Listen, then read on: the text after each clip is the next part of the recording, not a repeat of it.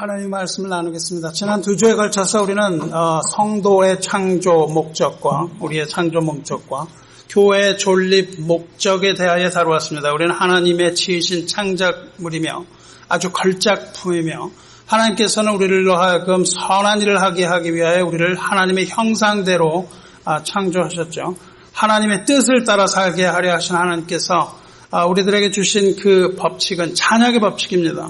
우리가 하나님의 이름을 높이고 그의 보좌 앞에 나아가서 그 하나님의 업적을 찬양할 때 하나님께서 우리에게 내려주시는 것은 큰 기쁨과 마음의 평화라는 것을 우리 이미 말씀드린 바 있습니다. 주 안에서 함께하는 성도 여러분, 지난 한 주 동안의 말씀을 듣고 그걸 행해 보았습니까? 그저 찬양은 기쁜 것이다 이렇게 머리로만 알고 있었습니까? 아니면 집에서 여러분의 골방에서 찬양을 해보셨나요? 지난 한 주 동안 여러분의 마음을 다하여 뜻을 다하여 힘을 다하여 하나님을 사랑하고 또 하나님의 이름을 찬양해 보셨습니까? 하나님께서 여러분의 머리 위에 부으시는 기쁨과 평화를 맛보셨습니까? 만약에 하지 않았다면 그것은 여러분 듣고 행하지 않는 여러분 자신이라는 것을 깨달으실 수 있습니다.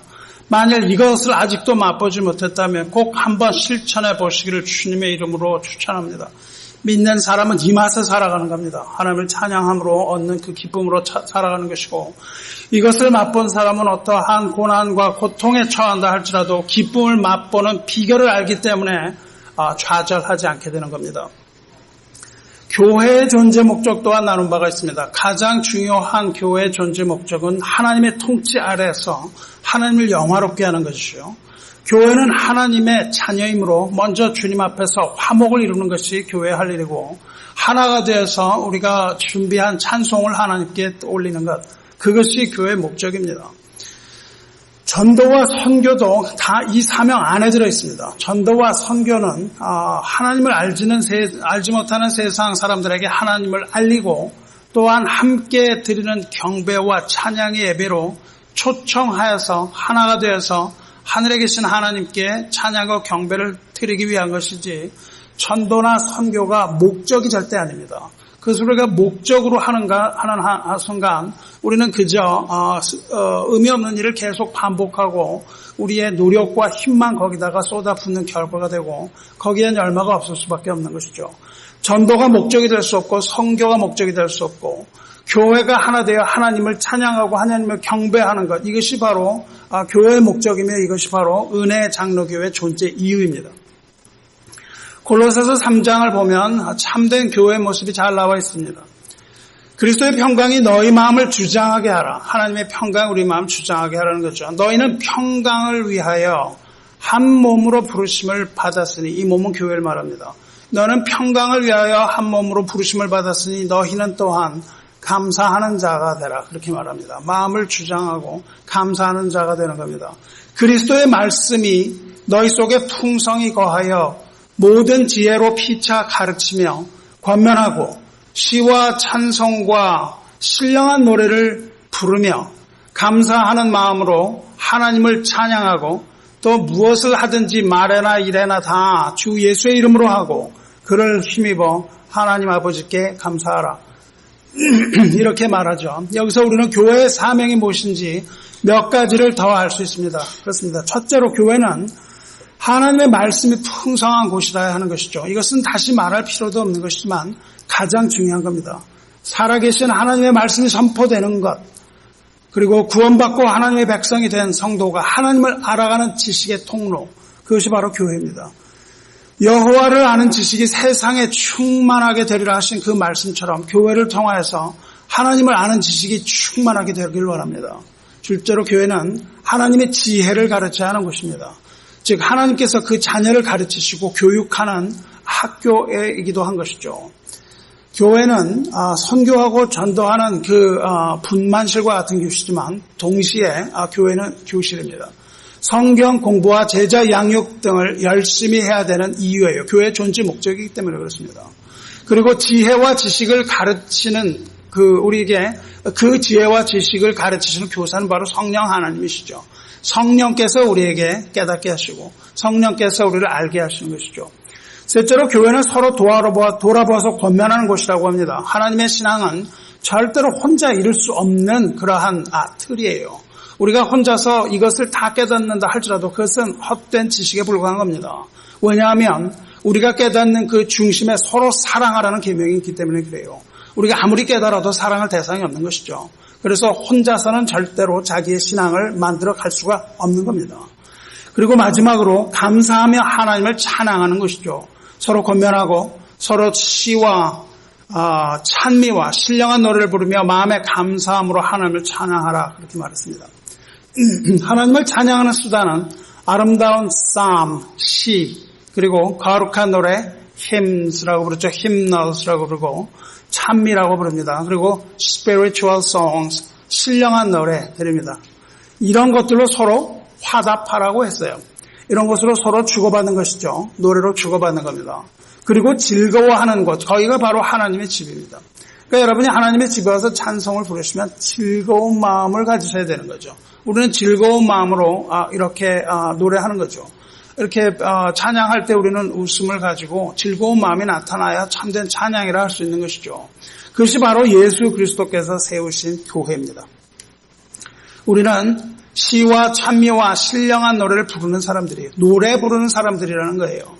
이것들을 잊지 마셔야 됩니다. 그래서 매주 드리는 예배마다 그리고 여러분의 삶 가운데서 시와 찬미와 신령한 노래와 감사가 끊어지지 않으므로 하나님께 영광 돌리는 부스런의 장로 교회가 되기를 주님의 이름으로 축원합니다. 그렇다면 우리가 부를 시와 찬미와 신령한 노래가 무엇인지 여러분 알아야 되지 않겠습니까? 오늘 읽은 시편 40편에 보면 새 노래 곧 하나님께 올린 찬송 그렇게 얘기합니다. 이 새 노래라는 말은 성경에서 여러 번 나오는데 여기뿐만 아니라 시편에서 총 6회에 걸쳐서 새 노래로 하나님께 노래하라 그리고 찬양하라 그렇게 이야기하고 있습니다. 뿐만 아니라 이사야도 새 노래로 찬양하라고 말합니다. 이사야 42장 10절에 여호와께 새 노래로 노래하며 땅 끝에서부터 찬송하라 그렇게 말합니다. 보통 우리가 선교의 목적이 제가 아까 드린 말씀과도 부합되는 것이죠. 땅 끝으로부터 하나님의 찬양 소리가 들리게 하라. 그러기 위하여 우리의 선교사들이 땅 끝까지 나가 선교하고 있는 것이죠. 선교의 목적은 찬송인 것이죠. 이사야뿐만 아니라 성경의 결론 부분인 요한계시록에도 하나님의 백성들이 천국에서 부르는 노래가 새 노래입니다. 그렇습니다. 우리는 언제나 새 노래로 하나님 찬송해야 합니다. 오늘 부른 노래도 새 노래라야 한다는 것이죠. 하나님을 찬송하면은 언제나 새 노래가 필요합니다. 오늘은 어제와 다른 노래를 불러야 돼요. 새 노래로 찬송해야만 하는 겁니다. 그렇다면 어떻게 우리가 매일매일 새 노래를 부를 수 있다는 거예요? 늘 새로운 곡을 작곡해서 불러야 된다는 말입니까? 물론 그렇지 않습니다. 그렇다면 과연 새 노래는 어떤 노래가 새 노래입니까? 새 노래가 어떤 것인지 알아야 우리가 하나님께 새 노래를 드리지 않겠어요? 그래서 우리는 새 노래가 무엇인지 알아보고 새 노래를 하나님께 드리는 복된 성도 되시길 축원합니다. 이 새 노래라는 부분에 대해서는 논란도 많고 의견도 분분합니다. 그렇죠? 어떤 노래가 새 노래일까요? 어떤 이들은 이것을 문자적으로 생각해서 끊임없이 새로운 노래를 만들어야 된다 그렇게 생각했습니다. 즉 사회의 변화에 맞추어서 변해야 된다는 거죠. 교회도 변해야 된다는 겁니다. 이렇게 살아가는 시대에 맞도록 찬송이 변해야 된다고 얘기하고 있죠. 세련한 젊은이들에게 온갖 세상의 각양각색의 음악을 다 접하고 있는 젊은이들에게 도대체 고리타분한 찬송가를 구입하면 되겠냐 이거죠. 이렇게 세대를 따라서 칸트리 음악이라든가 락앤롤, 이지 리스닝 이런 것들로 발전해 왔습니다. 급기야 근래에 들어와서는 랩뿐만 아니라 한국의 트로트까지도 가지고 찬양하는 걸 우리가 보게 됩니다. 이렇게 현대 음악 이렇게 그 현대 음악의 찬송을 통틀어서 Contemporary Christian Music이라고 하고 CCM이라고 부르죠. 현대적이고 좀 개방된 그런 기독교 음악을 총칭하는 장르입니다. 이렇게 시대에 맞도록 새롭게 작곡해서 부른 노래가 그러면 과연 성경에서 말씀하신 새로운 노래입니까? 물론 그럴 수 있습니다. 우리가 가진 음악적인 재능을 가지고 얼마든지 새 노래를 만들어서 하나님을 찬양하면 그것이 바로 새 노래 될 수 있습니다. 왜냐하면 우리가 가진 그 재능도 하나님께서 으로부터 나온 것이고 그 재능으로 하나님께 새 노래로 영광 돌릴 수 있기 때문이에요. 그렇게 했던 가장 유명한 음악가가 요한 세바스찬 바하입니다. 서양 음악의 아버지라고 부르죠. 천재 작곡가죠. 바하는 매 주일마다 작곡을 했대요. 그래서 매 주일마다 새로운 곡으로 하나님께 찬양을 드렸습니다. 새 노래로 찬양하라. 이것을 문자 그대로 받아들인 그런 것이죠. 그래서 그렇게 하나님께 드렸고 그것 때문에 지금도 수많은 음악들이 아름다운 음악들이 주옥과 같이 남아있어서 하나님 찬양하고 있죠. 그렇게 볼 때에 그렇게 매주 작곡하여 드린 찬양은 분명히 새 노래에 해당된다고 생각합니다. 이런 마음으로 새 노래를 불러서 새 노래를 하나님께 드린다면 그것만큼 하나님 찬양에 좋은 것이 어디에 있겠어요? 매주 하나님을 생각하면서 말씀을 묵상하면서 매주 주일마다 하나님께 드릴 찬송을 새 찬송을 준비하는 그 마음 아주 귀한 것이죠. 하지만 여기서 우리는 조심해야 됩니다. 그렇게 했다 그래서 우리들도 자 이제부터 우리 매주 새로운 곡으로 합시다. 그리고 매주 작곡을 하는 것이 과연 옳은 것인가 생각해 봐야 되는 거죠.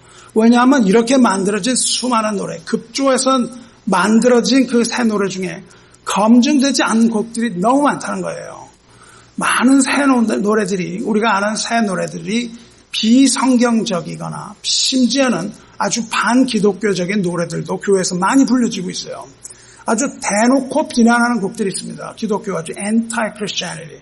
그냥 기독교를 대놓고 비난하는 거, 그거는 우리가 쉽게 판독할 수 있어요. 그 노래가 어떤 것인지 쉽게 알 수 있기 때문에 교회에서 부르지 않죠. 그런데 어떤 곡들은 이게 기독교 노래로 들리는 거예요. 찬양하는 것처럼 들립니다. 그런데 교묘하게 비틀린 가사를 가지고 미혹하는 겁니다. 예를 들면 스티브 테일러라는 사람이 작곡한 찬송이 있는데 가사를 보면 계속해서 반복해 나옵니다. Jesus is for losers. Jesus is for losers. 그렇게 얘기해요.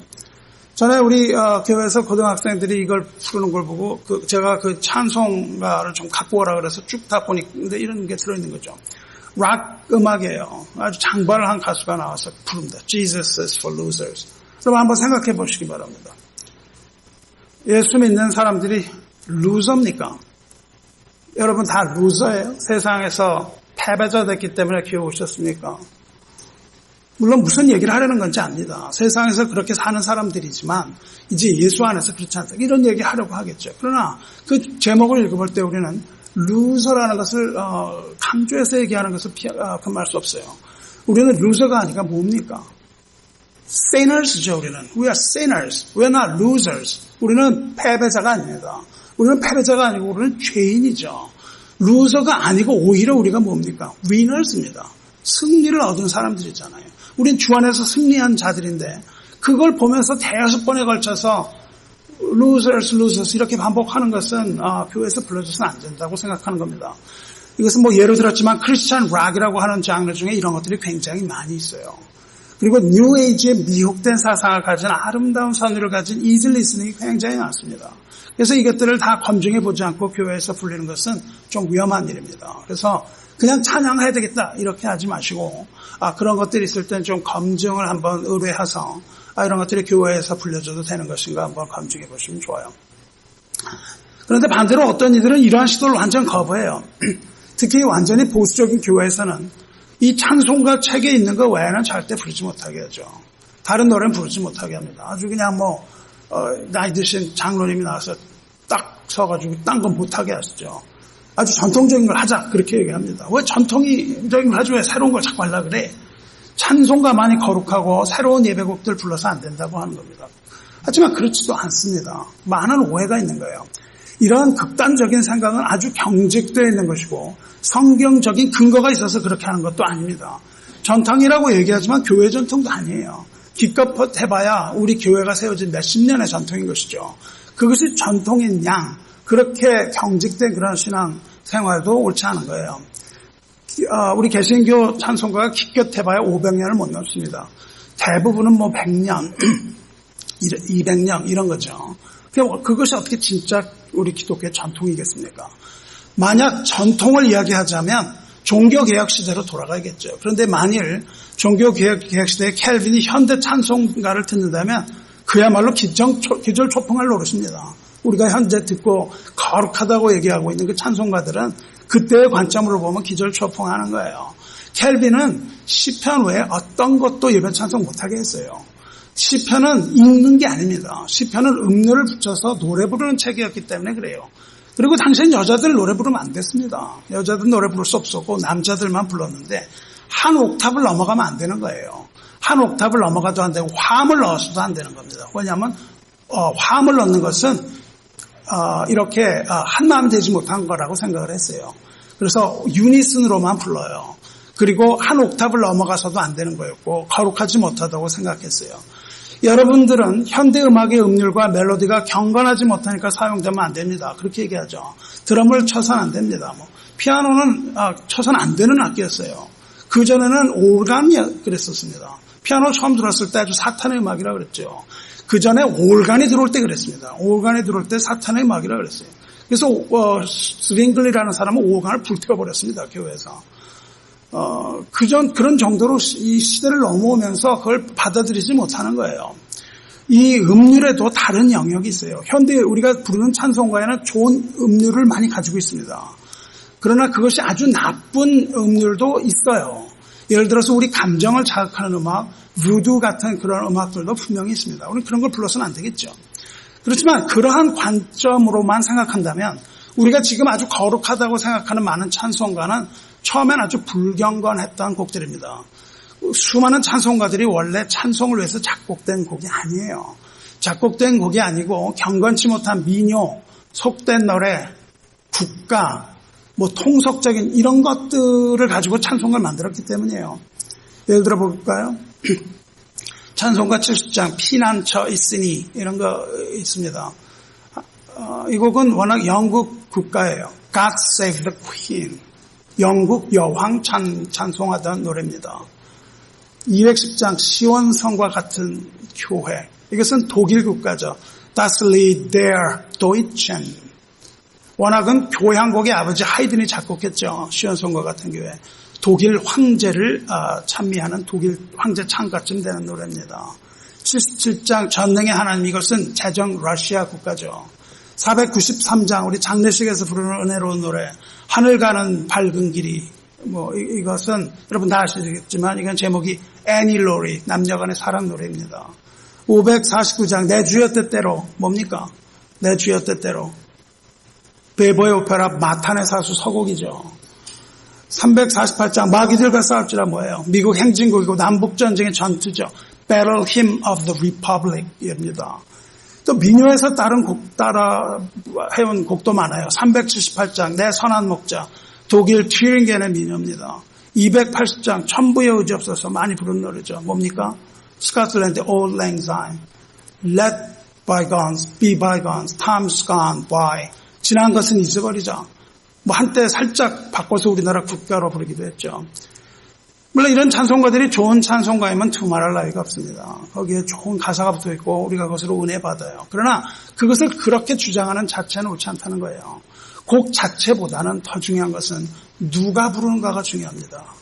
누가 부르는 곡인가가 중요하고 어떻게 부르는가가 중요해요. 혹시 여러분 미국 연합장로교 찬송 346장 아십니까? 제가 전에도 한번 소개했지만 제목이 Christ, you are the fullness of God 입니다. 그래서 골로새서 1장 15절 예수, 하나님의 모든 충만함이라는 내용의 찬송이에요. 작사가는 있습니다. Bertus Pohlmann. 근데 작곡자 미상이라고 되어 있어요. 왜 그렇죠? 왜냐하면 그 곡의 곡조는 우리가 잘 아는 멜로디죠. 뭐죠? 우리나라의 민요 아리랑입니다. 미국 장로교는 아리랑을 불러요. 거기에 Jesus fullness of Christ the fullness of 이렇게 부르죠.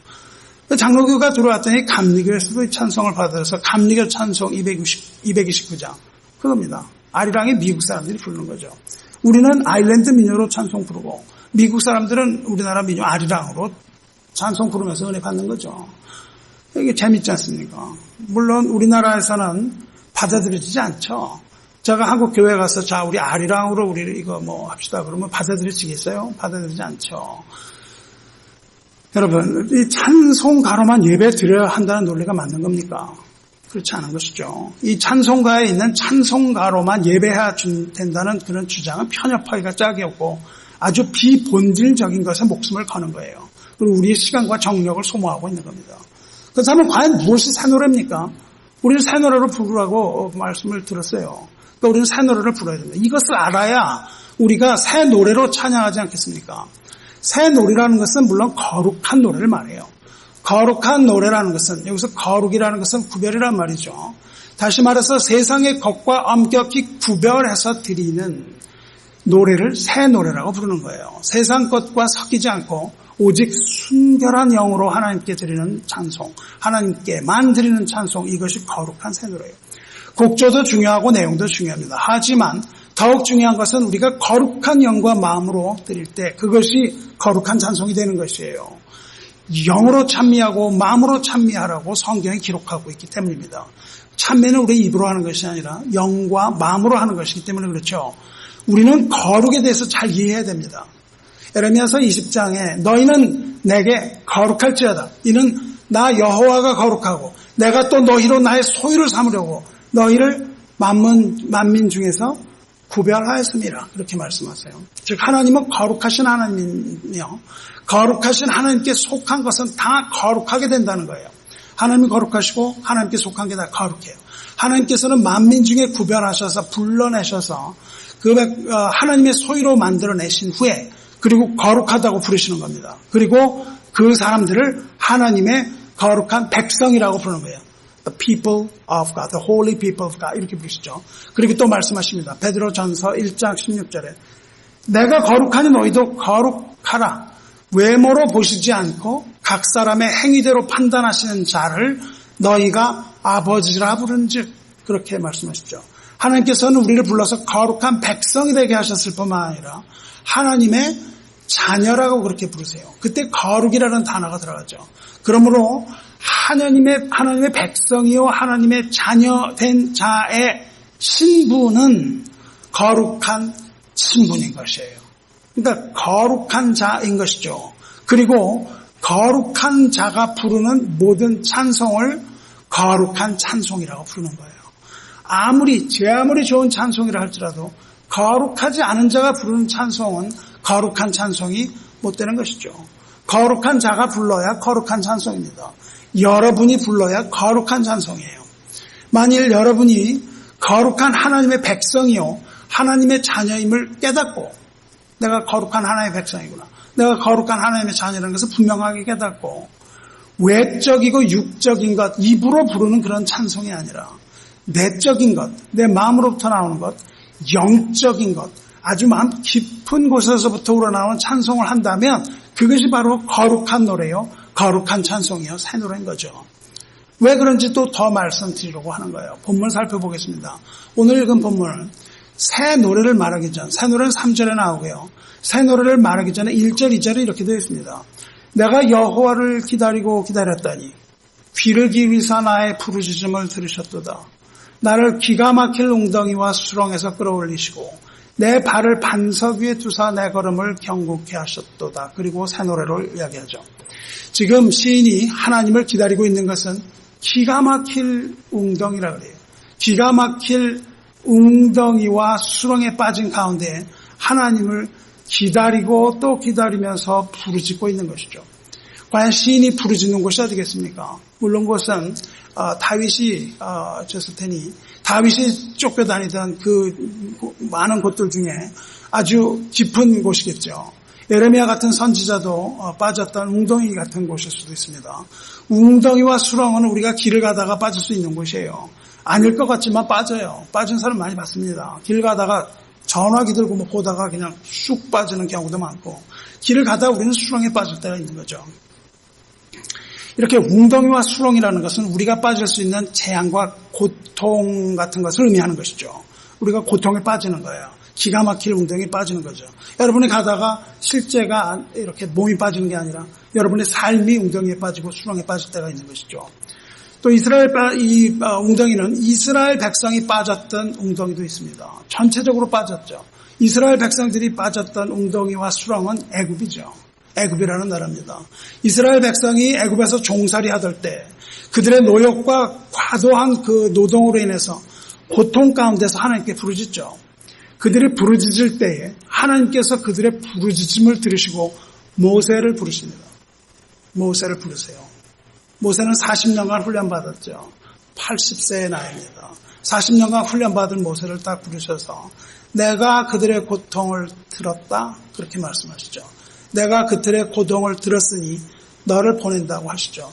그리고 바로에게로 가라 그렇게 말씀하시죠. 바로에 가서 내 백성을 내보내라 그렇게 하시죠. Go, let my people go 그렇게 말씀하시죠. 그들에게 가서 let my people go 내 백성을 내보내라 그렇게 말씀하십니다. 하나님께서는 그들의 고통 가운데 부르짖는 그 부르짖음을 들으시고 모세를 보내셔서 그들을 기가 막힐 웅덩이와 수렁에서 건지시고 반석 위에 두신 것이죠. 웅덩이와 수렁에서 끌어올린다는 말은 곧 구원을 의미하는 겁니다. salvation을 말하는 것이죠. 애굽으로 상징되는 웅덩이와 수렁은 곧 우리의 죽음과 멸망을 말하기도 하는 겁니다. 기가 막힐 웅덩이와 수렁에서라고 말할 때 기가 막힌다는 그 말은 히브리서 샤온이라는 단어입니다. 히브리어인데 그 의미는 뭐냐면 부르짖는 소리예요. 기가 막힐 웅덩이 거는 부르짖는다는 소리예요. 뭐가 부르짖냐면 동물들이 포효하는 소리입니다. 맹수들이 으리렁거리는 그런 소리예요. 수많은 사람들이 비명을 지르는 그곳입니다. 그러니까 이 기가 막힐 웅덩이와 수렁은 무덤이나 혹은 멸망 같은 걸 말하는 거예요. 아주 멸망 가운데 있는 겁니다. 우리는 이것을 약화시켜서 그냥 내가 가다 좀 당하는 고통 이런 걸로 자꾸 생각하죠. 아, 하나님 내가 너무 괴로워요. 내가 웅덩이와 수렁에 빠졌어요. 이 기가 막힐 웅덩이에서 나를 건져주세요. 이렇게 말하지만 그 정도의 문제가 아니라 이건 굉장히 심각한 거예요. 기가 막힐 웅덩이라는 것은 수많은 사람들이 막 비명을 지르는 것이에요. 동물들이 막 그냥 포효하는 것이에요. 그러니까 기가 막힐 웅덩이와 수렁이라는 것은 곧 아비규환과 같은 것을 말합니다. 그건 아주 너무 소란스러운 그 야단법석 같은 곳, 너무 깊어서 그 깊이를 알 수 없는 그런 깊은 웅덩이와 같은 그런 곳을 말합니다. 여러분, 제가 지금 아비규환이라고 하는데 아비규환 아시나요? 아비규환은 불교에서 말하는 지옥을 말합니다. 불교에서는 아비규환이라고 그래요. 우리가 보통 아비규환 같다 뭐 이렇게 얘기하는데 그거는 불교에서 말하는 지옥입니다. 아비규환에 아비라는 지옥이 있고 규환이라는 지옥이 있어요. 아비라는 단어와 규환이라는 단어는 그 산스크리트어를 음역한 거예요. 그 중에서도 아비 지옥이 가장 심한 지옥입니다. 아비 지옥은 불교에서 말하는 8개 지옥 중에 가장 심한 지옥, 차마 눈 뜨고 볼 수 없는 곳입니다. 그 8대 지옥 중에 가장 아랫부분에 있는 우리 성경에서 말하는 아비스, 그 무저갱이라고 하는 것, 그 바닥이 없는 그곳을 말하죠. 그 웅덩이에 있는 지옥인데 그 아비 지옥의 별명이 무간지옥이에요. 무간이라는 것은 중간이 없다는 거예요. 없다는 무와 중간 간자입니다. 중간이 없는 거예요. 뭐가 중간이 없냐면 다른 지옥들은 벌을 받다가 잠깐씩 쉬어요. 쉬고 또 벌을 받고 그러는데 무간지옥은 쉬지 않고 계속 벗어나지 못하는 그런 고통을 받는 그런 곳이에요. 훨훨 타는 불 속에서 벗어나지 못하고 영원히 형병을 바라되는 무서운 그런 곳입니다. 그리고 또 규환이라는 것은 규환지옥은 4번째 지옥이고 거기는 보통 사람을 죽인 사람이나 사람을 죽이기 그냥 4번째밖에 안 되죠. 질투나 절도나 술을 마신 자들이 가는 지옥입니다. 우리 교회에서도 술 마시라고 말라고 그러지만 불교에서도 그렇게 이야기하죠. 술 마신 자는 규환 지옥에 떨어진다고 얘기하고 있는 것입니다.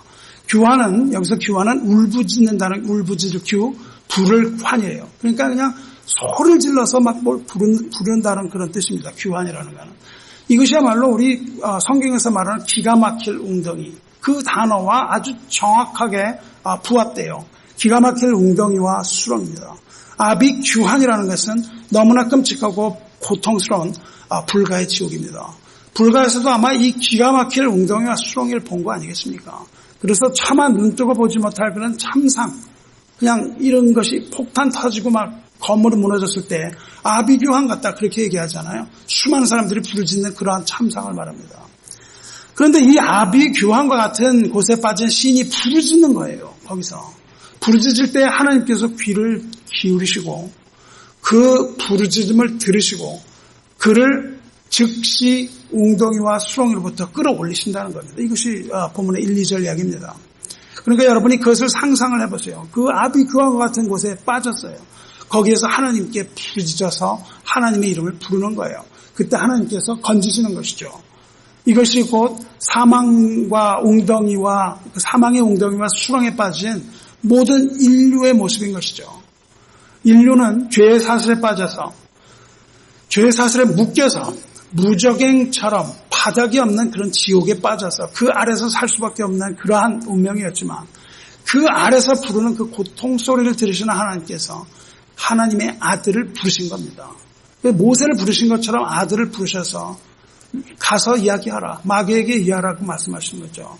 모세를 보내서 바로에게 이야기하시기를 내 백성을 보내라. Let my people go 하신 것처럼 죽음의 웅덩이에 빠진 자녀들을 구하기 위해서 이번에는 그 아들 예수 그리스도를 부르셔서 너는 가서 마귀에게 전하라 말씀하신 것이죠. 마귀에게 말하라. Let my children go. 내 자녀를 놓아주라. 그들이 나를 경배하고 찬송하며 나를 섬길 것이라. 그렇게 말하죠. 그렇게 구원해 주신 이유가 하나님을 경배하기 위한 것이라고 모세에게 이야기하시고 그것을 바로에게 전한 겁니다. 죽을 수밖에 없는 우리를 불쌍히 여기신 하나님은 그 아들을 세상에 보내셔서 기가 막힐 웅덩이와 수렁에서 우리를 건지시고 그 아들을 영접하는 자, 곧 이름을 믿는 자들에게는 하나님의 자녀가 되는 권세를 주신 것이죠. 예수님을 영접할 때 하나님의 자녀가 되는 겁니다. 예수 그리스도의 이름을 믿을 때에 구원을 얻고 하나님의 자녀가 되는 거죠. 자녀가 될 뿐만 아니라 하나님의 자녀로서 누릴 수 있는 모든 특권을 부여받는 거예요. 이렇게 구원 얻고 하나님의 자녀가 되는 권세를 얻은 자를 거듭난 자라고 부르죠. Born again Christian. 우리는 거듭난 하나님의 자녀인 것을 믿으시기 바라요. 예수님을 믿음으로 영접한다는 것은 곧 성령 안에서 다시 태어나는 것을 말해요. Born again. 요한복음 3장 3절에 사람이 거듭나지 아니하면 하나님의 나라를 볼 수 없느니라 말씀하십니다. 예수를 마음으로 믿고 입으로 시인하면 거듭난 크리스찬이 되는 것이죠. 여러분, 거듭난 크리스찬입니까? Are you born again? 여러분, 거듭난 크리스찬입니까? 아닙니까? 다시 한번 묻겠습니다. 여러분은 born again 크리스찬입니까? Are you born again Christians? 한번 더 물어봐야 될 것 같아요. Are you born again? 예, 아멘으로 대답을 하셔야죠. 그렇다면 여러분은 이제 옛사람이 아닌 겁니다. 여러분이 옛사람이 아니고 성령 안에서 새롭게 탄생한 새로운 피조물이라는 거예요. 고린도후서 5장에 그런즉 누구든지 그리스도 안에 있으면 새로운 피조물이다. The newborn creature.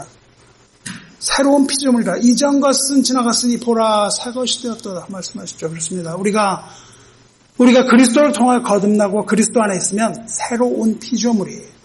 이전에 우리를 사망으로 묶어있던 그 모든 무거운 죄의 사슬이 다 풀리고 우리를 누르고 있던 악의 세력이 다 힘을 잃고 우리는 그 안에서 새롭게 탄생한 새로운 피조물입니다. 주 안에서 새롭게 된 새 영혼이라는 뜻이에요. 주 안에서 새롭게 된 피조물이 된 자가 부르는 찬송은 새 노래임에 틀림이 없는 겁니다. 왜냐하면 내가 새로운 피조물이기 때문에 내가 부르는 노래가 바로 새 노래인 것이에요. 여러분이 예수 그리스도 안에서 새롭게 태어난 것을 깨닫고 여러분의 입을 열어서 고백하는 순간 이전에 골백과 불렀던 그 찬송들도 여러분에게는 그것이 새 노래가 된다는 거예요. 우리가 부른 노래가 새 노래에 감동을 준다는 거예요. 왜냐하면 여러분이 새 사람이니까요. 너무 많이 불러서 가사까지 다 외웠던 Amazing Grace 여러분의 새로운 영 안에서 전혀 새로운 새 노래가 되는 거죠. 그 마음을 여러분 아셔야 되는 것이죠. 내가 부르는 찬송이 내 안에서 새 노래가 되어나는 겁니다. 하나님께 드릴 새 찬송이죠. 이러한 마음으로 여러분 찬송 부르시기 바라요. 이러한 찬송은 하나님께서 영광 받으실 만한 찬송이며 이러한 찬송을 부르는 저와 여러분의 머리 위에 세상의 말로서는 형언할 수 없는 그 기쁨이 내려오는 거예요. 우리가 새 노래를 부를 때 여러분 새 노래가 얼마나 감동스러운 노래로 여러분 안에 부르겠습니까? 멜로디를 새로 배우려고 노력할 필요도 하나도 없습니다. 왜냐하면 여러분이 가장 애창하는 그 노래, 그거가 바로 새 노래이기 때문에 그래요. 그 노래는 새로운 피조물 안에서 새 노래입니다. 새 노래, 곧 우리 하나님께 올릴 찬송을 내 입에 두셨으니 그렇게 말씀하십니다. 오늘 본문 40장 3절에. 많은 사람이 보고 두려워하여 여호와를 의지하리로다.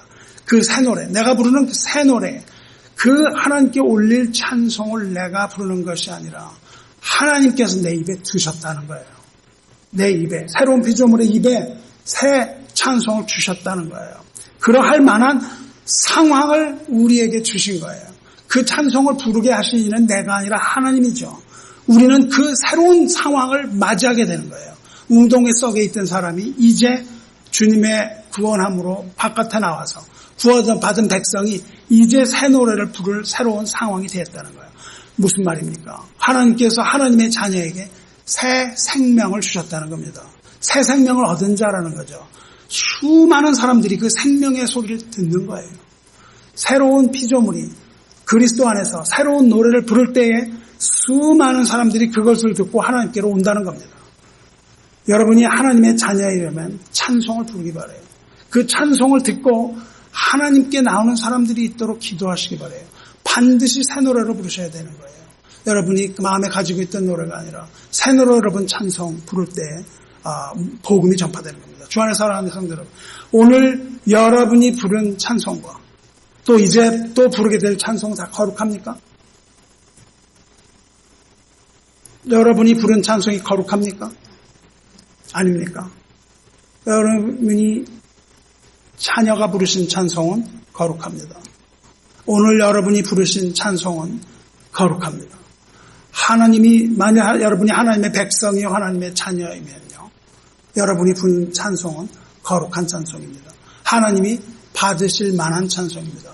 겉으로 보이는 어떠한 형식보다도 여러분의 상태, 여러분의 지위, 여러분의 마음이 중요한 거죠. 어떤 마음으로 부르는지가 중요합니다. 노래하는 동기가 어떤 것인지도 중요합니다. 여러분이 하나님 앞에 드리는 노래인지 사람들에게 들려주기 위한 노래인지 그것도 또한 굉장히 중요한 것이죠. 여러분의 마음이 하나님이 향해 있습니까? 찬송을 할 때 과연 하나님이 보이냐고요. 하나님 앞에 여러분이 드리는 겁니까? 아니면 여러분 자신에게 드리거나 옆에 있는 듣는 자에게 드리기 위한 겁니까? 오직 하나님만을 향해서 여러분의 마음이 열려 있습니까? 새 노래입니다. 그렇다면 여러분은 새 노래로 찬양한 거예요. 거룩한 노래로 찬양한 겁니다. 새 노래로 찬양하시기 바랍니다. 말씀 맺겠습니다.